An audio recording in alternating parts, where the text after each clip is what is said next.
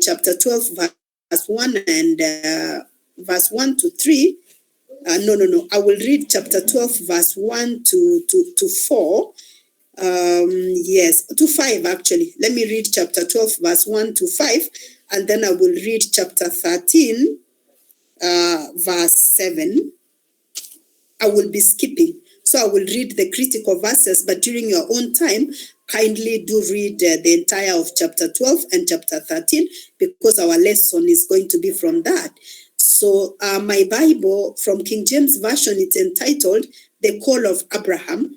So chapter 12 verse 1 says, "Now the Lord had said unto Abraham, Get you out of your country and from your kindred and from your father's house and unto a land that I will show you. And I will make of you a great nation, and I will bless you and make your name great, and you shall be a blessing. And I will bless them that bless you, and curse him that curses you. And in you shall all the families of the earth be blessed." So Abraham departed as the Lord had spoken unto him, and Lot went with him. And Abram was 75 years old when he departed out of Haran.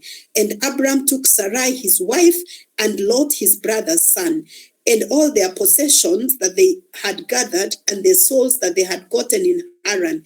And they went forth into the land of Canaan, and into the land of Canaan they came. If you notice what the Bible is saying in the book of chapter 12, verse 5, the Bible 4 and 5, it says that the Lord called Abraham, and Lot went with him. I hope you realize that the Lord did not call Lot. He called Abraham.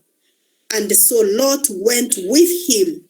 What happens when we go to chapter 13 and we go to verse 7, it says, "And there was a strife." There was strife between the herdsmen of Abraham's cattle and the herdsmen of Lot's cattle. And the Canaanites and the Perizzites dwelled with them in the land. And so there was this strife. Verse 8 says, "And Abraham said unto Lot, Let there be no strife, I pray you, between me and you, and between my herdsmen and your herdsmen, for we are brethren. Is not the whole land before you? Separate yourself, I pray you, from me. If you will take the left, then I will go to the right. Or if you depart to the right, then I will go to the left." So if you notice what the Bible is saying is that the Lord called Abraham, and Lot went with him. And when Lot went with him, they were blessed. They were blessed in cattle, and there was strife between the herdsmen of Lot and the herdsmen of Abraham. And therein, brethren, we can learn a lesson of how to have engineered necessary endings. And so Abraham calls Lot, and he tells him, "You know what? We are brethren. Let there not be any strife. Choose where you want to go. Whether if you're going left, I will go right. If you're going right, I will go left." And the Bible goes to say that Lot looked and he picked the fertile ground. He picked the best of the land, and Abraham let him go. He released him to go. How many of us have been at crossroads like Abraham was? How did we handle the necessary ending that we had? Later on, as you continue reading, you will realize that when Lot was attacked by the enemy, actually Abraham went and defended him. He actually went and fought the enemy on behalf of Lot. So even as they ended, it's like the way the Kissi say, I will say it in Kissi because it's so hard to translate. Somebody can translate. When a Kissi is releasing you, they say, "Kanywe maachemaya," as in drink good water. I don't even know how to translate in English. But it's something almost like what Jacob told Laban, "May the Lord watch." You know, you tell somebody, you bless them. It's like a blessing. You know, you bless them, you say, "May the Lord watch." So Abraham released Lot with a blessing. And later on, when Lot had a problem, actually Abraham came and what did he do? And he was able to defend him. Okay? I just want to say, dear friends, that very few people are called to have a permanent relationship in your life. Very few people are called to have a permanent relationship in your life. You cannot be upwardly mobile as a young person and you have a multitude of people in your life. it is not possible. Thank you so much for the translation you're giving. So it's not possible for you to be upwardly mobile and you're carrying a lot of people. People who are going far, they travel light. The journey of life, it's like a public transport vehicle. You know, I live in Ongata Rongai, as I told you, for those who are in Kenya. So in Ongata Rongai, you will find there are matatus in Ongata Rongai. So if you take a matatu from Ongata Rongai and it's going to Nairobi, at the first stage, that is going to be maybe Masai Lodge, some people will alight. Multimedia University, some people are light. Bomas of Kenya, some people are light. Langata Barracks, some people are light. Nyayo, some people are light. Eventually, when the bus gets to Nairobi, everybody are light. Then the bus carries other people back to Ongata Rongai. And that's the journey of life. We must be ready, we must be willing, we must be prepared to release people whose season has ended or reason has ended. The problem is when we hold on to relationships that we needed to have released. Did you know, friends, that the blessing of God can cause a separation? There are people that you will be so blessed that you need to release. Just like for Abraham, they were blessed, and they could not coexist. So Abraham had to release Lot and have space in his life and have space in his flocks for him to be blessed. Did you know that God allows certain things to go down in your life in order to reveal to you that some people are not ordained to be in your life? There are certain things that the Lord is going to allow to happen in your life. And so when this happens in your life, it shows you things go down, it goes down, and it shows you that you actually need to release some of these people. Unfortunately, some of us, especially those of us who were neglected, we were abandoned, we were abused as children, we cling unto everybody and everything. So even when the season has ended or the reason has ended, we still want to cling unto relationships that simply needs to end. I don't know who I'm speaking to tonight, but I feel like there's somebody who is holding onto a relationship that needs to end. Can you say tonight, like Abraham said in the book of Genesis chapter 13, verse 8, Abraham said, let there be no strife. Pray you between my herdsmen and your herdsmen, for we are brethren. I remember when I was young, maybe I was about 18, 19, maybe around 20 after high school, I got myself into the very first relationship that I got into. I had no business getting into that relationship and I regret, but I learned lessons from that relationship. So there were many red flags. I think there were not even flags. It was a whole textile industry. I think it was Rivertex. It was a whole, it wasn't just a flag, but at that point, I didn't even know they were red. I didn't even know there were flags. Or maybe I went in to check whether they were actually red flags. Anyway, so the first red flag in that relationship was that I was under 25. I was young. I was about to join university. So I had no business getting into a romantic relationship. I needed to have spent the time learning skills and developing myself and reading books. Anyhow, I got myself into my first relationship, and I know some people can relate. That's why I'm sharing the story. So that was the first red carpet or red duvet. It's bigger than a flag, when you need to be studying and you're getting into a relationship. So the second, somebody is saying there is somebody who needs to be let into the meeting. Brian, maybe you can help let somebody is hanging in the waiting room. So I've said the first red flag is I was joining university, so I had no business getting into the relationship. The second red flag was this person was much older than me. So I was about 18, 19. The person was 36. I had no business. I had daddy issues back then. So I had no business getting into a relationship with somebody who was generations older than me. So that was the second red duvet. The third one is the person was financially stable. Like he was working, even had a business, was financially stable, and I was still a student. Of course, I wasn't working. So that's another red flag because there was a power dynamic there. You can see there was a power dynamic because he who pays the piper calls the tune. If he ever took me out, if I went out with him, I could not order food because I didn't have any money. That was the third one. The fourth one was the relationship was emotionally abusive. At that point, I didn't have a language for it. I didn't have a language for what was happening, because many people think that abuse is when somebody lifts a hand, they slap you, they kick you, that's abuse. Many people don't know that being controlled, being overly criticized, being isolated, being given silent treatment, that is emotional abuse. That's abuse. And that was happening to me, especially being isolated, being criticized and being shouted at. That was happening to me. I didn't have a language, but it just felt like it was not okay. 6 months later, by the grace of God, I just felt I need to end the relationship.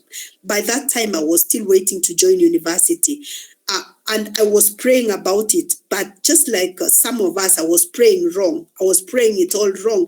I was asking God for signs, and yet God and I were not communicating through signs. And I was asking God for signs, maybe impossible signs, and they were not happening. And for me, I was feeling like, oh God, I was praying very hopeless prayers, like, oh God, tomorrow if I go and find him in his shop, if I go and finding him in his shop, then I believe you're speaking that the relationship needs to work. Obviously, are you seeing how self-defeating that prayer was? Then I take myself to his shop. He had a shop. I would take myself to his shop and I would find him there. And I say, the Lord has spoken. Oh, I haven't told you another red flag that I think was a textile industry. The person was of a different faith. I'm a Christian and he was a Muslim.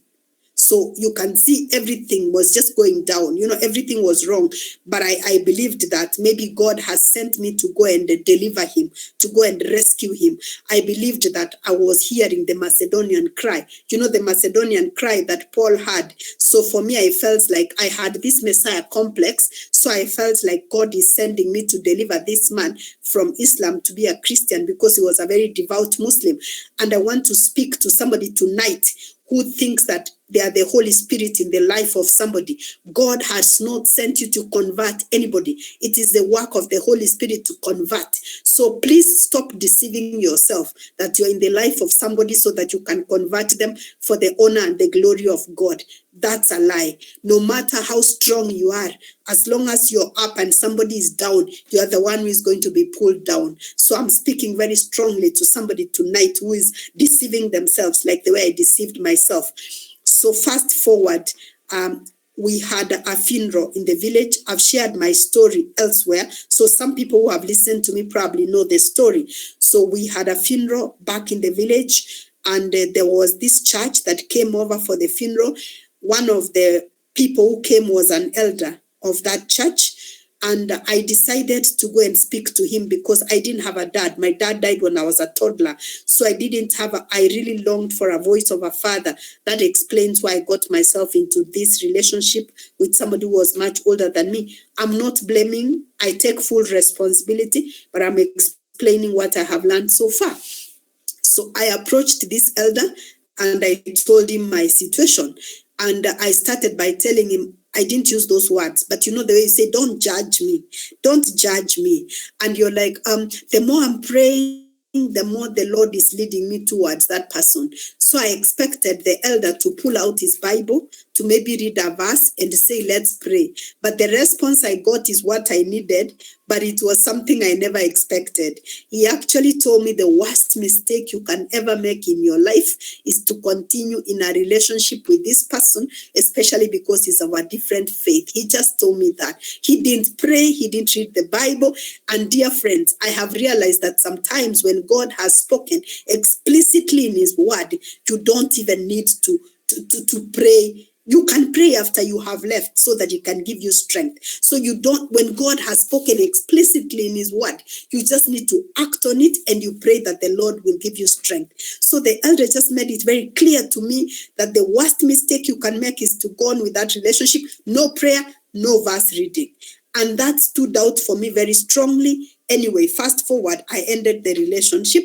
It was not as easy as I'm putting it now. It was one of the most difficult things I've ever done. I felt like my hand has been cut off, like a part of my body has been cut off. So I'm speaking to you as somebody who has experienced a breakup.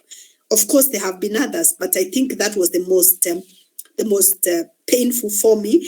And so I broke up. Maybe later on we'll talk about specifically how do you do it. And I thank God because of that necessary ending, I was able to come to university and concentrate on my studies, and I met my husband.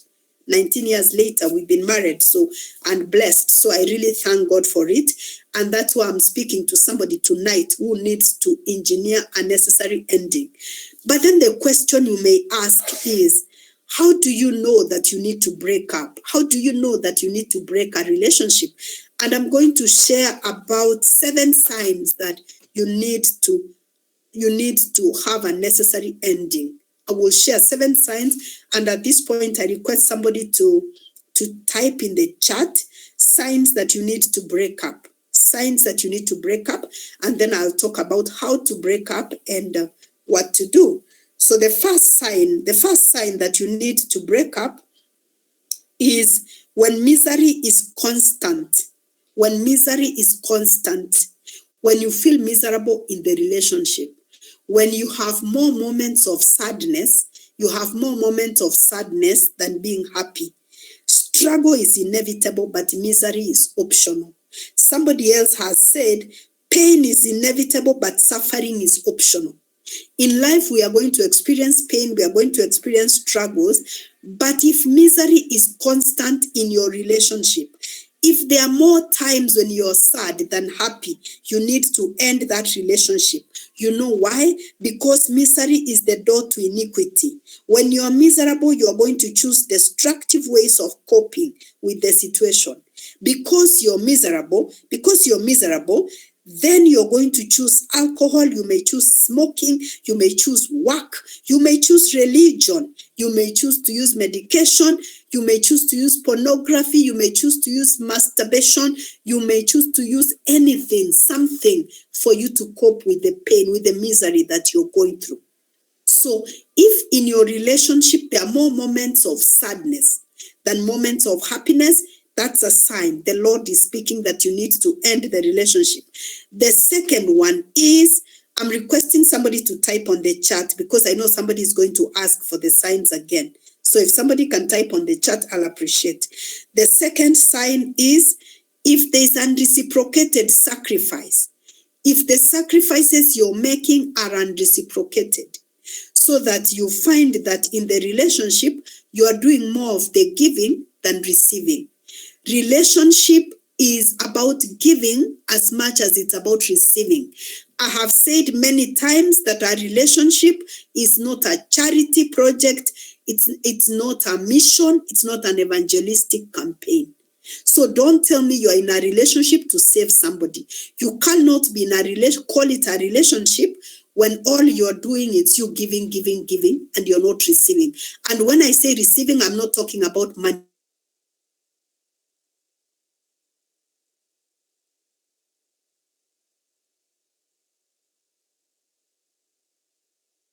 Drained. That's not a relationship, that's a situationship.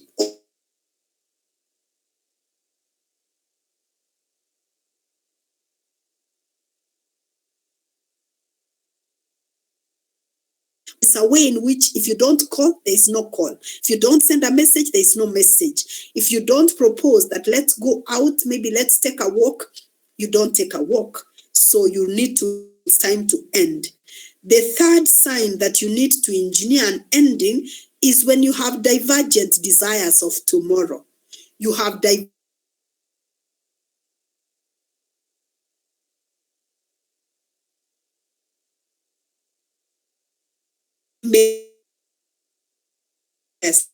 the best that you can be in whatever you're doing. Is thinking of just settling. They're like, mimi nimefika, me I have arrived, we just need to settle. To go and settle in the countryside. Country living, Adventists, are you there? Somebody wants to go and settle country living in Kilifi, and for you, you want to be in the city, okay? They want to go and settle in the country, there is no problem. And I'm not saying one is wrong and one is right. But if they want to go, maybe they want to go to be missionaries in Congo, and for you, you want to live in the city, definitely you need to end it early before it gets ugly. Because if you keep going, it's going to get ugly, and you're going to lose a lot. Or probably they are telling you they want to go and study, and for you, the way you feel, you just feel you want to settle in your nice little home and have a garden, 2.5 children, 2 dogs, and 1 cat, and several chicken. That's what you want. But for them, they want to go in academia and study and, abroad and travel and be a visiting scholar or something like that. Now you need to end it early. If you cannot agree on how to go around it, you need to cut back your losses, because it's going to get ugly very soon. The fourth sign that you need to end is if the person you're relating with is unable to apologize. If they are unable to apologize or acknowledge their fault. They are unable to apologize or acknowledge fault. They are addicted to being right. Addiction to being right kills relationships. It kills marriages. It is a cancer. So if this person cannot apologize, and don't say that the person acts, there are people who act as if they are sorry. No, an apology needs to be verbalized. Somebody must verbalize. An apology needs to be verbalized. And once they verbalize, then they need to take proactive steps so that they don't keep hurting you. So if they just say sorry, but they repeat the same thing, there is no commitment. You take their action. Let me repeat. If they say sorry, but they act, they continue hurting you, forget about the sorry, the words, take the actions. If they act as if they are sorry, that's not good enough. They need to verbalize. So they need to verbalize and act. So their actions and their words need to match. So if you're relating with somebody who is addicted to being right, you need to end it early. Number 5, the 5th sign is when you don't like the person that you have become. When you don't like the person that you have become. When you are relating with somebody who brings out the worst in you. You are relating with somebody who brings out the ugly in you. You look at yourself, you can no longer identify yourself because of the choices, because of the places that you're going, because of the words that you're using, because of your actions, because of your temper, because of your attitude. You can no longer recognize yourself. Please, you need to end it because the person's ugly is making you ugly. Number 6. When abuse is present and persistent, abuse, emotional, sexual, physical. When abuse is present and it's persistent, you need to end it. Let me say this very boldly. And for those who have attended my, I think you know my abuse. Abuse is never God's will in your life. It's demonic, it is wrong, it is sinful. If you're in a relationship that you're sexually, physically, emotionally abused, you need to end it. That is not the Macedonian call. It is never, and it will never be God's will. Christ died so that we can have life and have it abundantly. The devil comes to kill, steal, and destroy. I have said this many times. When you keep subjecting your body to abuse, you're presenting your body as a dead or dying sacrifice, not as a living sacrifice. And we are told in the book of Romans chapter 12, verse 1 and 2, if you read it, present your bodies as living sacrifices, holy and acceptable to God, because that is his good and perfect will. So if you're being abused, you have a responsibility to end the relationship, okay? Now, the 7th sign that you need to end it is inability to communicate. When the person you are relating with is unable to communicate. Communication is the lifeblood of a relationship. Being able to communicate effectively is one of the marks of emotional maturity. One of the first books I read was Christian Service.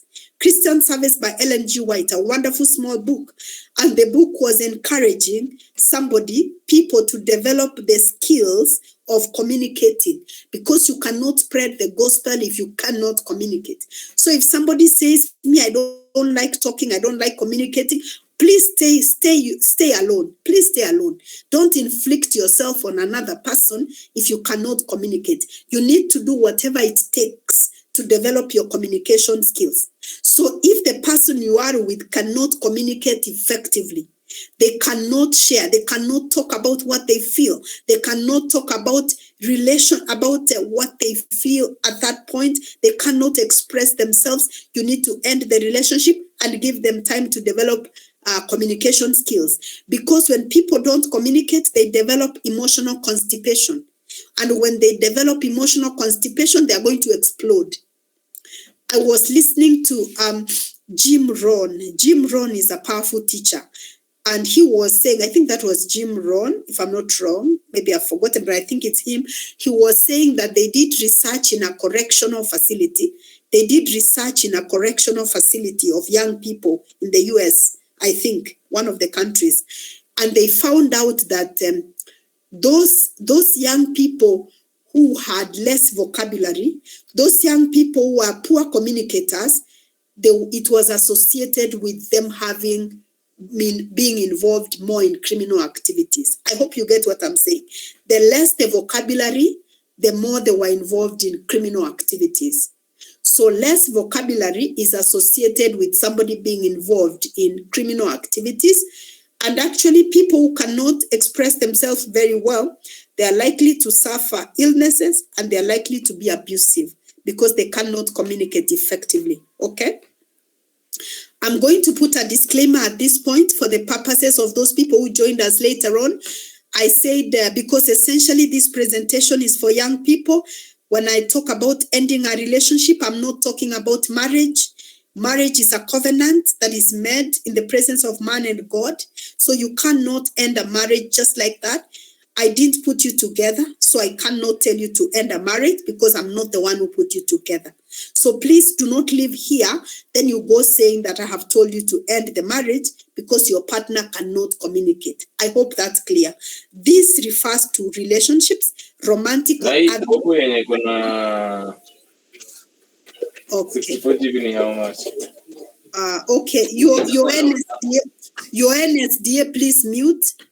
Your NSDA, please mute. Okay. Now, thank you so much. So I'm going to now, I can see our time is running away very fast. So let me talk about the reason why breaking up is hard.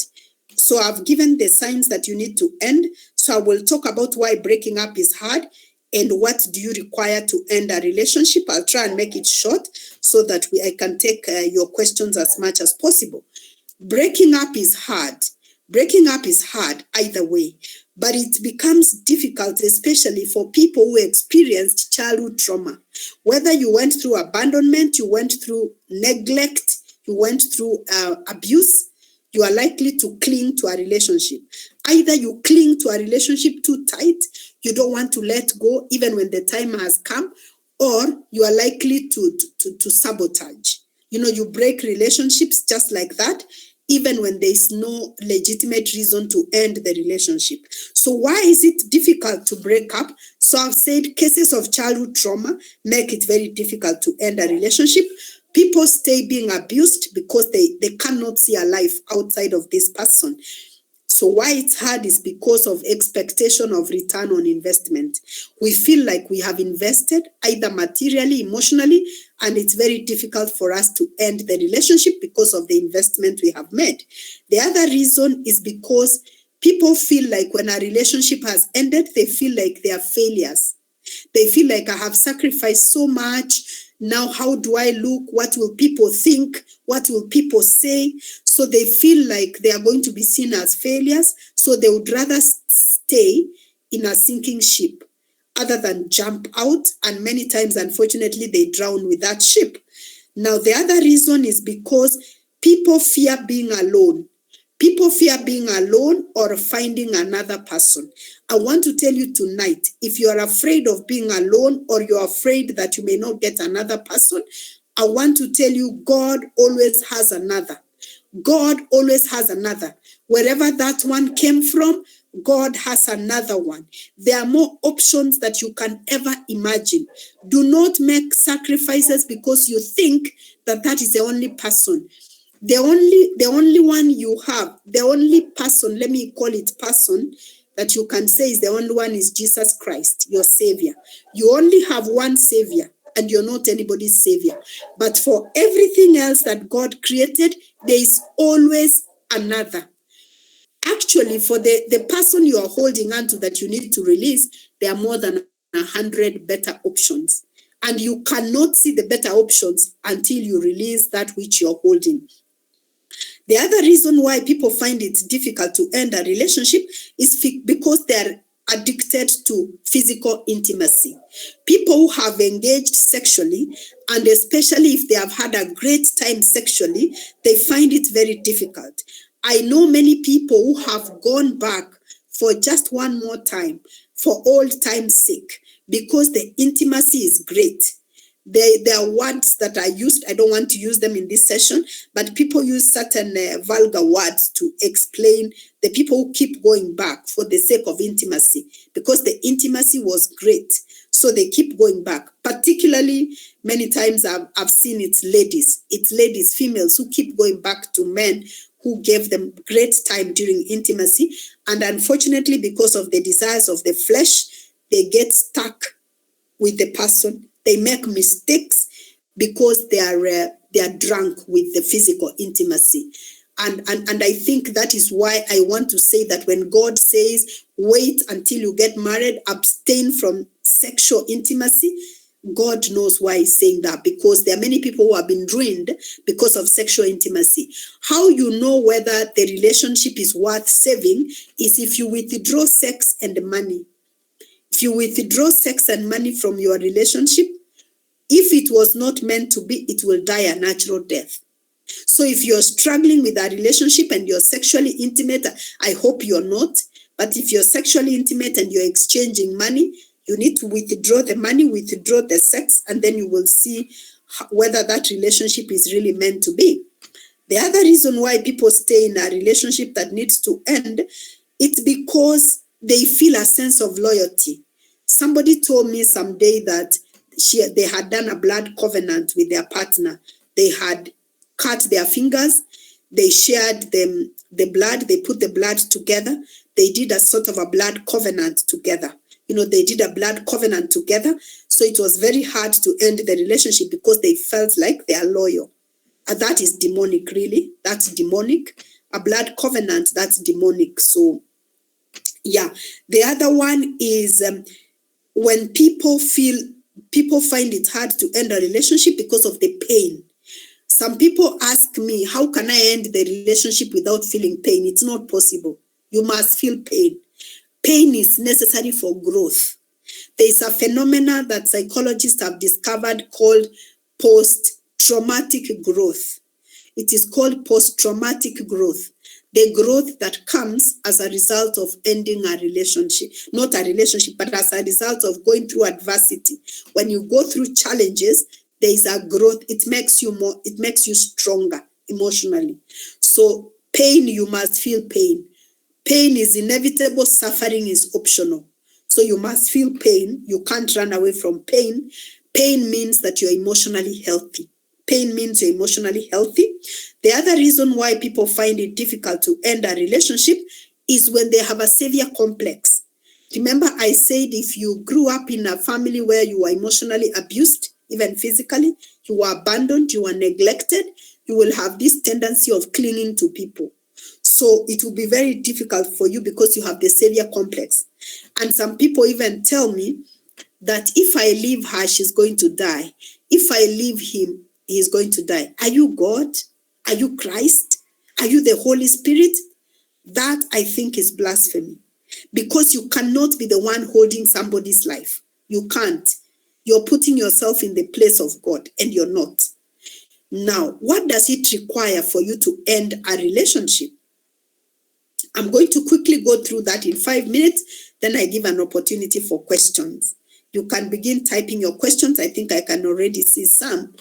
Endings require honesty with yourself. You need to be very honest.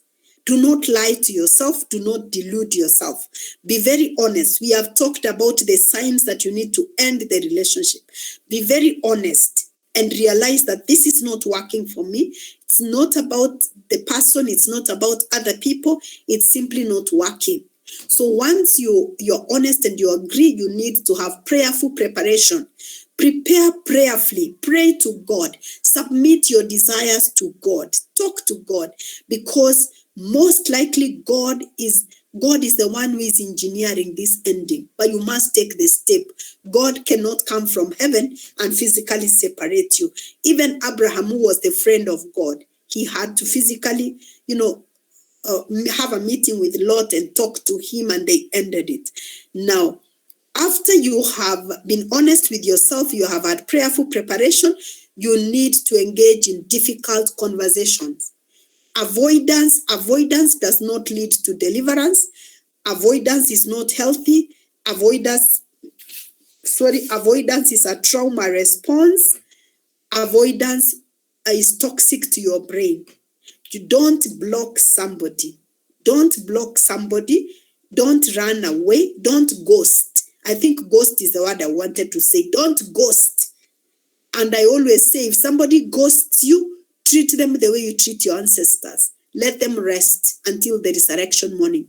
Don't look for somebody who has ghosted you at that because you want to get closure. You don't need, it's an excuse. You just want to have contact with them. You don't need to meet with them for you to have closure. Once they have ghosted you, let them rest. You don't go to the graves of your ancestors trying to have closure with their bones. My grandfather died when I was away. I didn't go to his grave trying to get closure, to ask him, why did you die? I'm letting my grandfather rest. As much as I loved him, I have let my grandfather rest until the resurrection morning. So if somebody has ghosted you, let them go. Maturity requires that you have difficult conversations. Do not ghost anybody. The other one is you need to clarify the message. You need to clarify and be very, very clear. So once you have communicated, you have had a difficult conversation, as you're having it, make it have clarity. Make it very, very clear. Make it very clear to the person that you know what you're saying is you need to end the relationship, okay? Make it clear. Don't be vague. Don't be vague like, oh, later on we might consider. No, be very clear.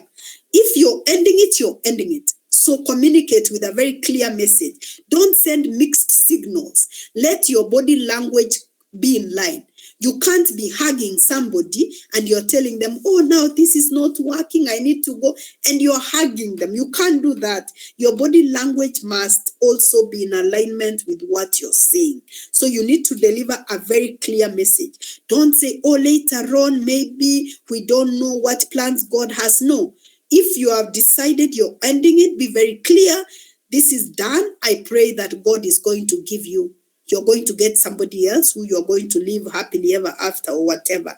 Now, once you have, we said you need to be honest with yourself, prepare prayerfully. You must have a difficult conversation. You don't ghost people. Then you need to deliver a very clear message to the person. Once you have delivered a very clear message to the person, no continuous contact. No continuous contact. You cannot be just friends. You cannot be just friends with somebody whom you have been dating or courting. You can't just be friends. You must detox. I tell people that you must, for 1 year, like no contact. If you go to church together, yes, you can still go to church, but you don't have to deliberately pass near them. You don't have to take yourself close to them so that they can see you.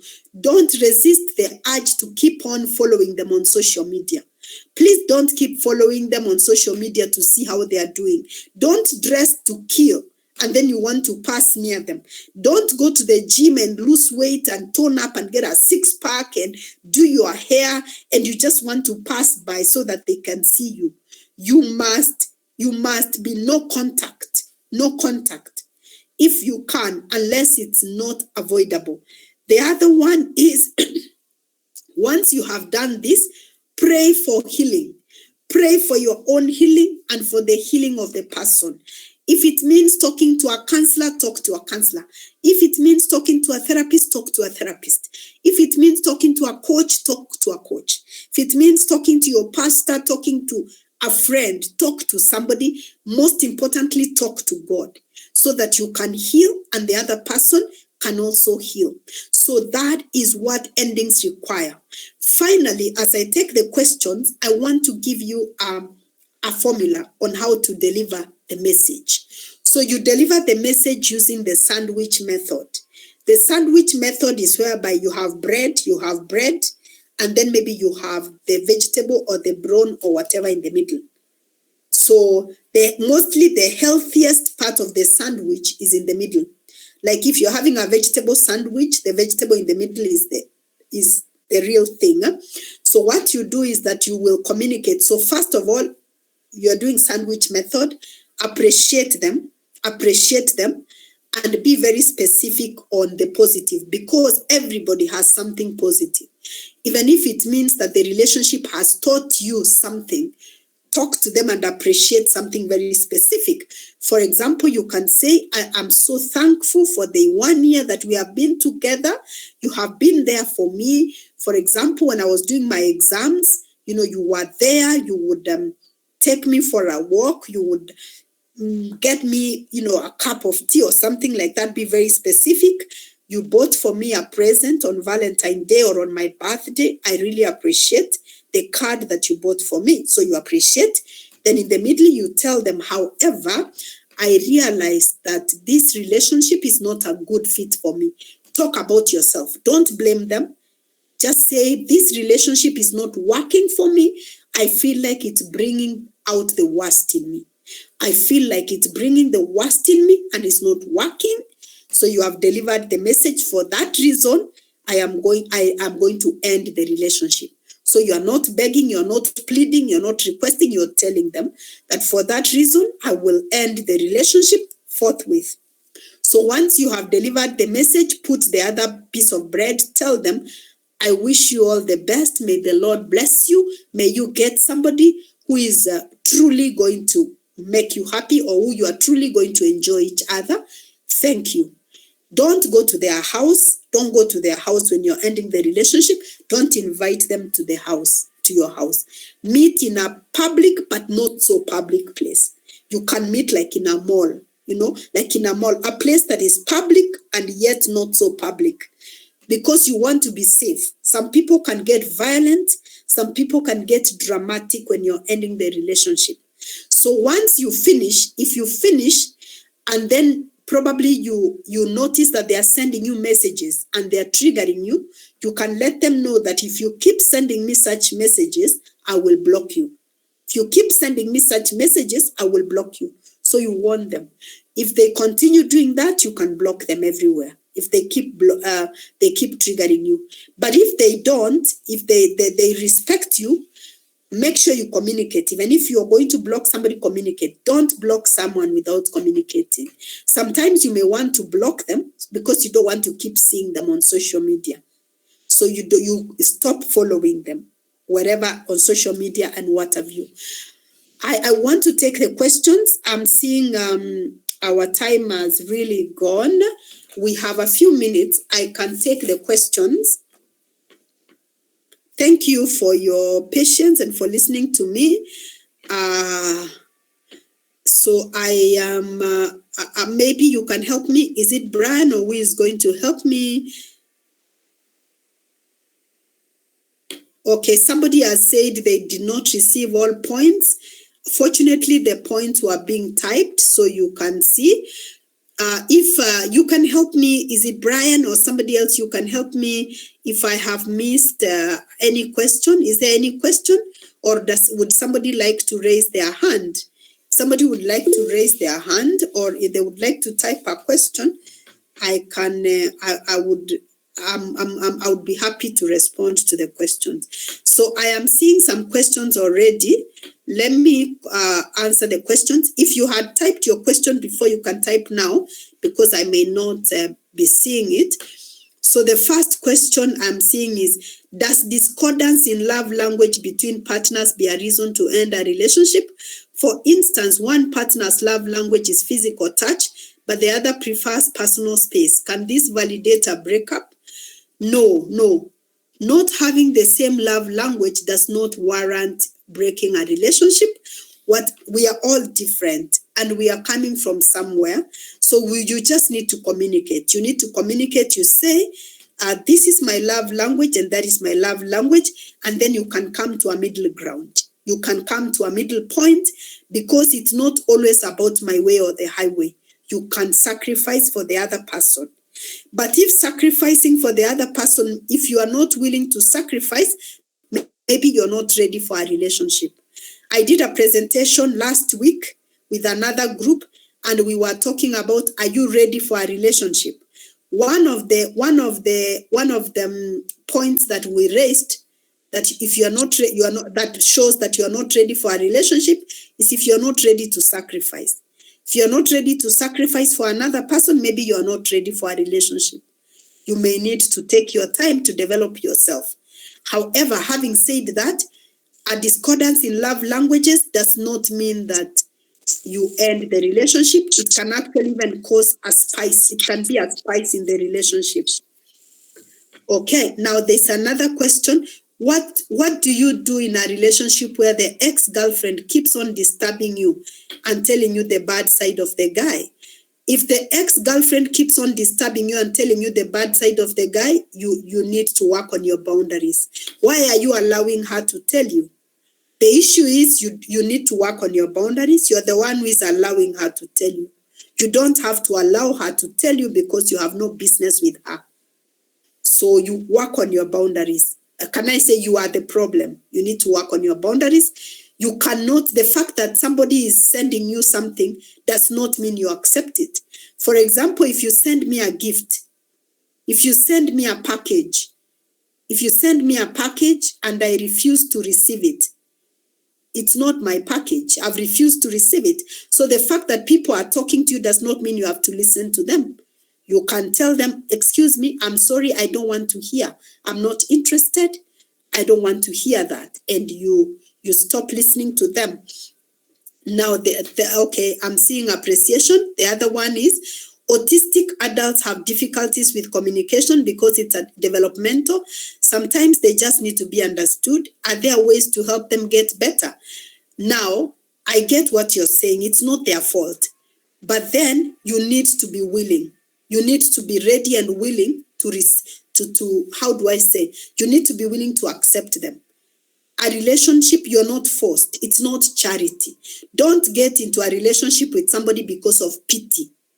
Get into a relationship because you understand them and you want to extend the grace. It's like getting somebody who has a disability and yet you are uncomfortable with it. Then you keep on using that as a way of, I sacrificed for you. So autistic adults can go through physiotherapy. They can go through physiotherapy and occupational therapy. They can also learn other skills like writing. They can learn to write and they can do very well in other skills. If you are getting into a relationship with somebody who is challenged, you must be willing. You must be willing to accommodate them. So don't get into a relationship out of pity. Don't. Get into a relationship if you're willing to accommodate them. Okay? Great. Somebody is asking for my contact. Yes, Brian, I think you have my contact. You can type my contact on the chat. Brian seems to have a problem with his network, but maybe I will share. Somebody has asked, is it okay to maintain cordial, respectful relationship with your exes? Must you be hard on them? No, you must not be hard on them. We are not saying you be hard on them. We are not saying you be hard on them. What we are saying, you cannot be friends. You cannot be friends with somebody who the relationship has ended. You can't be going out for tea with them. You can't be planning meetups. You can't be calling them to say good night and good morning. You need to respect everybody, but they are not your friends. Like now, if you met me, you know me, you will greet me, we may have a chat, but we can't sit down talking for long because we are not friends, essentially. So you will treat them respectively like any other human being. You should not be hard on them. You should not mistreat them. You should not disrespect them, but you cannot be friends. Many times people say we are just friends as a way of reviving the old flame or because they want to be in contact with them. I hope you get the difference. If you don't, feel free to clarify. Somebody has asked, is it okay to end a relationship by a text message if the person has refused to meet you in person. Okay, if the, sorry, let me take some water. If the person has refused to meet you in person, it's okay. You can send a message, a WhatsApp, email, or text message. But make sure you have asked to meet them and they have refused. If they have refused, send a message and tell them that I'm communicating through this medium because I have tried to meet you and it has not been possible for you to meet me. That is why I'm using this medium. If they have refused to meet you.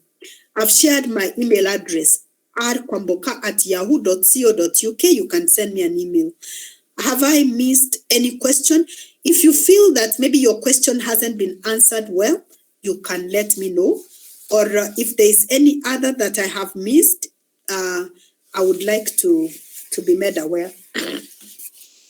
The other question is it okay to keep going on with a relationship after lots of pain with the person and the person has realized their mistake and they are willing to change and they have decided to see a counselor? Is it advisable to keep going? No.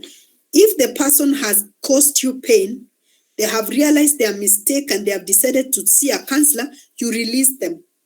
You end the relationship. Let them go see a counselor. I see manipulation here. This seems like there's manipulation being used. Release them, end the relationship, let them go see a counselor. After they have seen the counselor independently, you maybe later on you can decide to reconnect, not to continue, but to start the relationship afresh. Not to continue, but to begin the relationship afresh if you meet. But you cannot, it can't be they have hurt you so much. Now they have said, oh, I've seen my mistake, I'm going to see a counselor.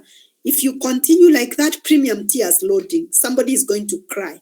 That's an accident waiting to happen. There is manipulation there.